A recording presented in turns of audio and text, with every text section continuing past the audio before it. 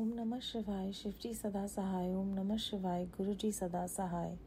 विभिन्न पुष्पों, अन्नों तथा जलाधि की धाराओं से शिवजी की पूजा का महात्म्य। ब्रह्मा जी बोले, नारद, जो लक्ष्मी प्राप्ति की इच्छा करता हो वह कमल, बिलपत्र, शतपत्र और शंख पुष्प से भगवान शिव की पूजा करे। ब्राह्मण, यदि 1,00,000 की संख्या इन पुष्पों द्वारा भगवान शिव की पूजा संपन्न हो जाए तो सारे पापों का नाश हो जाता है और लक्ष्मी भी प्राप्त हो जाती है, इसमें संशय नहीं है।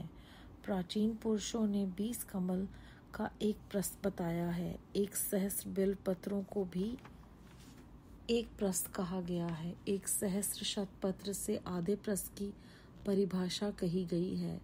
16 पलों का एक प्रस्थ होता है और 10 टंकों का एक पल। इस मान से पत्र, पुष्प आदि को तौलना चाहिए।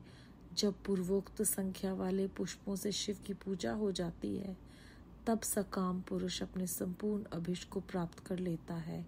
यदि उपासक के मन में कोई कामना न हो तो वह पूर्वोक्त पूजन से शिव स्वरूप हो जाता है। मृत्युंजय मंत्र का जब 5,00,000 जब पूरा हो जाता है तब भगवान शिव प्रत्यक्ष दर्शन देते हैं। 1,00,000 के जप से शरीर की शुद्धि होती है। दूसरे लाख के जप से पूर्व जन्म की बातों का स्मरण होता है। तीसरे लाख पूर्ण होने पर संपूर्ण काम्य वस्तु प्राप्त होती है। चौथे लाख का जप होने पर स्वप्न में भगवान शिव का दर्शन होता है और 5वें लाख जप ज्यों ही पूरा होता है भगवान शिव उपासक के सम्मुख तत्काल प्रकट हो जाते हैं।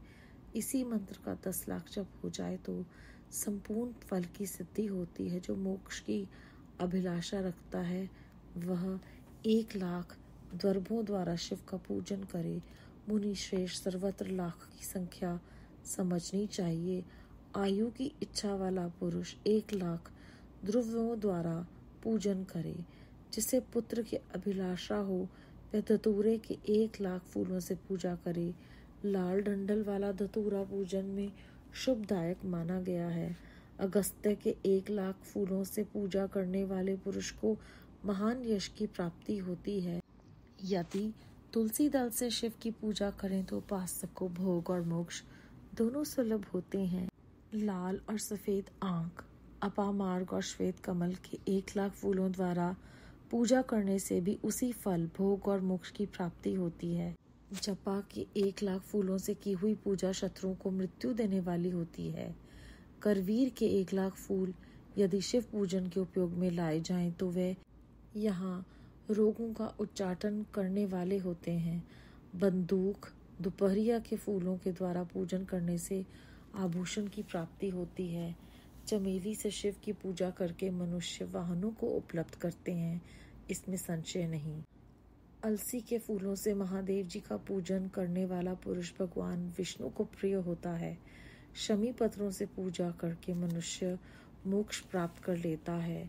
बेल के फूल चढ़ाने पर भगवान शिव अत्यंत शुभ लक्षणा पत्नी प्रदान करते हैं। जूही के फूलों से पूजा की जाए तो घर में कभी अन्न की कमी नहीं होती।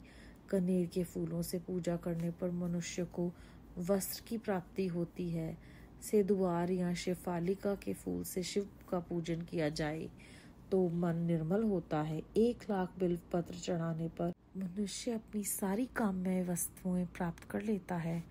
श्रृंगार हार के फूलों से पूजा करने पर सुख संपत्ति की वृद्धि होती है। वर्तमान ऋतु में पैदा होने वाले फूल यदि शिव की सेवा में समर्पित किए जाएं तो वो मोक्ष देने वाले होते हैं, इसमें संशय नहीं है।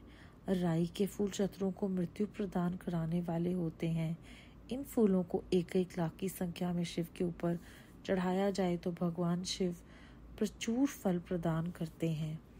चंपा और केवड़े को छोड़कर शेष सभी फूल भगवान शिव को चढ़ाए जा सकते हैं।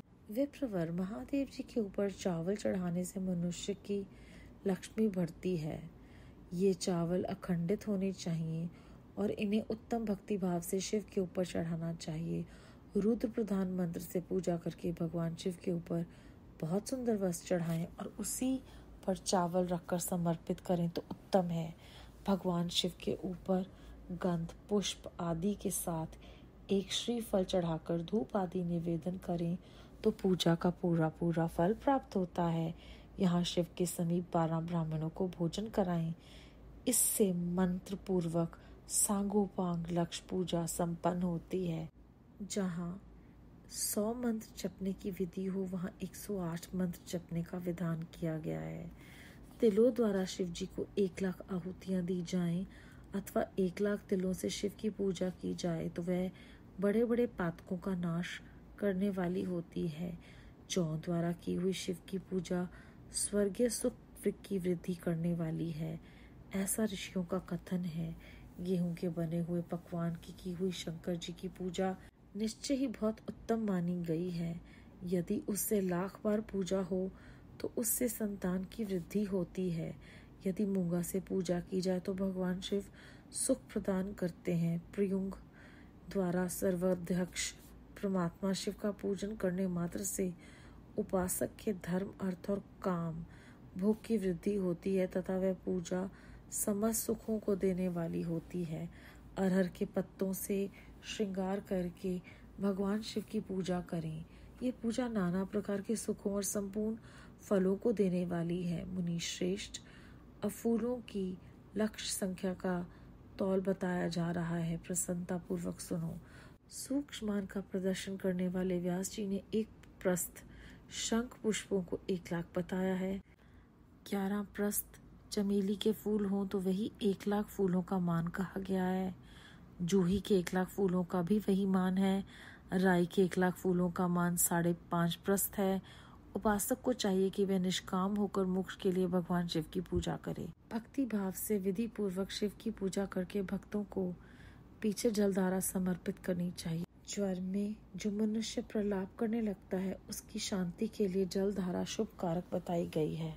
शतरुद्र मंत्र से, रुद्र के 11 पाठों से, रुद्र मंत्रों के जप से, पुरुष सूतक से, 6 ऋचाओं वाले रुद्र सूतक से, महामृत्युंजय मंत्र से, गायत्री मंत्र से अथवा शिव के शास्त्रोक्त नामों के आदि में प्रणव और अंत में नमः पद जोड़कर बने हुए मंत्रों द्वारा जलधारा आदि अर्पित करनी चाहिए। सुख और संतान की वृद्धि के लिए जलधारा द्वारा पूजन उत्तम बताया गया है। उत्तम भस्म धारण करके उपासक को प्रेम पूर्वक नाना प्रकार के शुभ एवं दिव्य द्रव्यों द्वारा शिव की पूजा करनी चाहिए और शिव पर उनके सहस्त्र नाम मंत्रों से घी की धारा चढ़ानी चाहिए। ऐसा करने पर वंश का विस्तार होता है, इसमें संशय नहीं। इसी प्रकार यदि 10,000 मंत्रों द्वारा शिव जी की पूजा की जाए तो प्रमेह रोग की शांति होती है और उपासक को मनोवांछित फल की प्राप्ति होती है। यदि कोई नपुंसकता को प्राप्त हो तो वह घी से शिव की भली भांति पूजा करे तथा ब्राह्मणों को भोजन कराए। साथ ही उसके लिए मुनीश्वरों से प्रजापत्य वध का भी विधान किया है। यदि बुद्धि जड़ हो जाए तो उस अवस्था में पूजक को केवल शक्रामिश्रित दुग्ध की धारा चढ़ानी चाहिए। ऐसा करने पर उसे बृहस्पति के समान उत्तम बुद्धि प्राप्त हो जाती है। जब तक 10,000 मंत्रों का जब पूरा ना हो जाए तब तक पूर्वोक्त दुग्ध धारा द्वारा भगवान शिव का उत्कृष्ट पूजन रखना चाहिए। जब तन मन में अकारण ही उच्चाटन होने लगे, जी उचट जाए, कहीं भी प्रेम न रहे, दुख बढ़ जाए और अपने घर में सदा कलह रहने लगे, तब पूर्वोक्त रूप से दुग्ध की धारा चढ़ाने से सारा दुख नष्ट हो जाता है। सुवासित तेल से पूजा करने पर भोगों की वृद्धि होती है। यदि मधु से शिव की पूजा की जाए तो राज यक्ष्मा का रोग दूर हो जाता है। यदि शिव पर ईख के रस की धारा चढ़ाई जाए तो भी संपूर्ण आनंद की प्राप्ति कराने वाली होती है। गंगा जल की धारा तो भोग और मोक्ष दोनों फलों को देने वाली है। ये सब जो धाराएं बताई गई हैं, इन सब को मृत्युंजय मंत्र से चढ़ाना चाहिए। उसमें भी उपयुक्त मंत्र का विधिवत 10,000 जप करना चाहिए और 11 ब्राह्मणों को भोजन करवाना चाहिए। अध्याय 14 समाप्त। यहाँ पर पुष्पों के द्वारा शिवजी महाराज की अर्चना किस प्रकार करनी है वो बताया है। महामृत्युंजय मंत्र का कितनी बार जप करना है और इस अध्याय में फिर से ये जो हमें संख्या दी गई है वो सिर्फ और सिर्फ मन को एकाग्र करने के लिए दी गई है शायद, क्योंकि गुरुजी महाराज कहते थे कि गिन कर पाठ नहीं करना, और कहते थे अहंकार आ जाता है। तो यहाँ पर उन्होंने हमें यही कहा है कि हम बार बार इतना करेंगे तो इतना होगा, क्योंकि मनुष्य की जो प्रवृत्ति है वो है लालच की। तो वो हमें प्रोत्साहित कर रहे हैं कि हम नाम लें, तो इसलिए संख्या को बढ़ा रहे हैं। विभिन्न फूलों का क्या महत्व है, कौन से फूल चढ़ाने से क्या मिलता है, वो भी हमें बताया गया है, और किस तरह से उनको मापना है उसकी भी विस्तृत जानकारी दी गई है। और यहाँ पर बहुत ही ज़्यादा जो सोचने वाली बात है वो ये है कि जलधारा होनी चाहिए और निष्काम करना है जो भी करना है, तब उसका जो फल है वो किसी भी मापदंड के द्वारा तोला नहीं जा सकता, क्योंकि तब आप उनसे प्रेम पूर्वक जब एक होने का प्रयत्न करते हो तो वो आपको वही देते हैं जो आप चाहते हो। तो ये हम पर है कि हम उसे लौकिक चीज़ों के लिए इस्तेमाल करें या अलौकिक परमात्मा के प्रेम के लिए। उसके बाद अलग अलग मंत्रों से भगवान की जब स्तुति करनी है, अंत में नमः लगा देना है। तो इस प्रकार जलधारा भी चढ़ानी है, और हर चीज़ का एक अलग महत्व बताकर फिर से हमें प्रोत्साहित बार बार किया जा रहा है कि हम किस तरह से परमात्मा का नाम लें। और सबसे ज़्यादा उत्कृष्ट जो पूजा है वो ये कही गई है कि आप जब दुग्ध की धारा उन पर चढ़ाते हैं, फिर ये भी बताया गया है कि सबसे ज़्यादा जो पूजा है वो आटे की चीज़ की बनी हुई होती है। तो हम सब लोग कढ़ा प्रसाद जब बनाते हैं तो हमें कितना ही प्यार मिलता होगा परमात्मा का, महाशिव का। हम कितने ही भाग्यशाली हैं कि हमें गुरु साहब ने बहुत सारी गहरी बातें सहज ही करवा कर उन्हें हमारे उनके आध्यात्मिक सफ़र का हिस्सा बना दिया। बेअंत बेअंत शुक्राना है गुरु जी महाराज का। ओम नमः शिवाय। शिव जी सदा सहाय। ओम नमः शिवाय। गुरु जी सदा सहाय।